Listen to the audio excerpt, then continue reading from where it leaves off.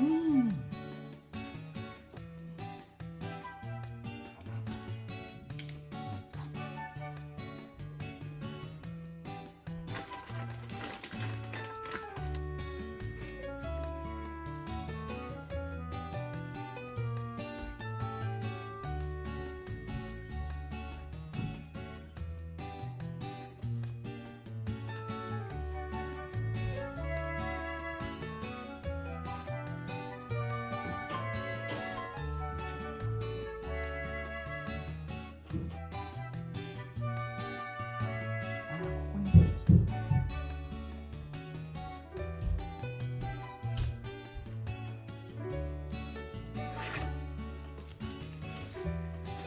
しまった、カニカマ忘れてた。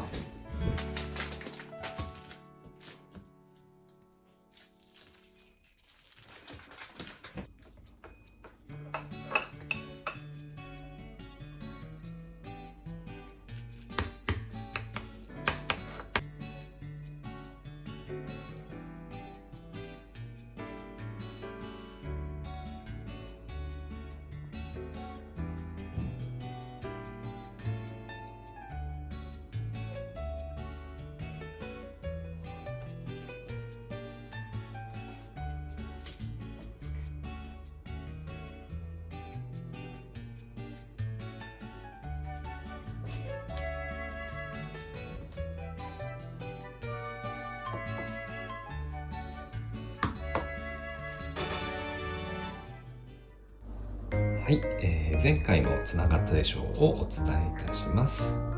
ミニオンようこさん。パパさん、大葉安く大量に買うことはありませんか？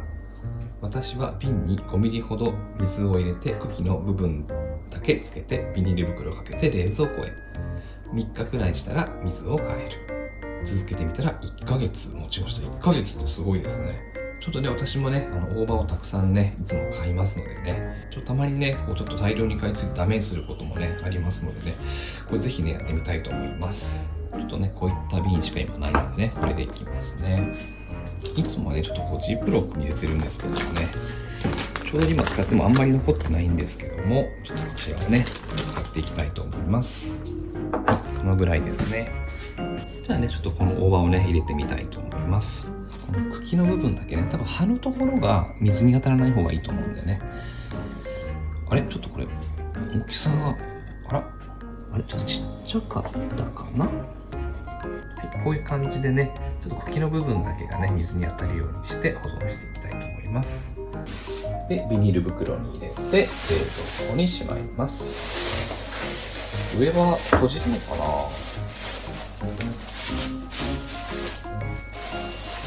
はい、冷蔵庫にしまいます。いつもね、本当にたくさんのね、アドバイスありがとうございます。いろいろ知った激励もいただきまして、本当に勉強になっております。どうぞ今後ともよろしくお願いをいたします。ありがとうございます。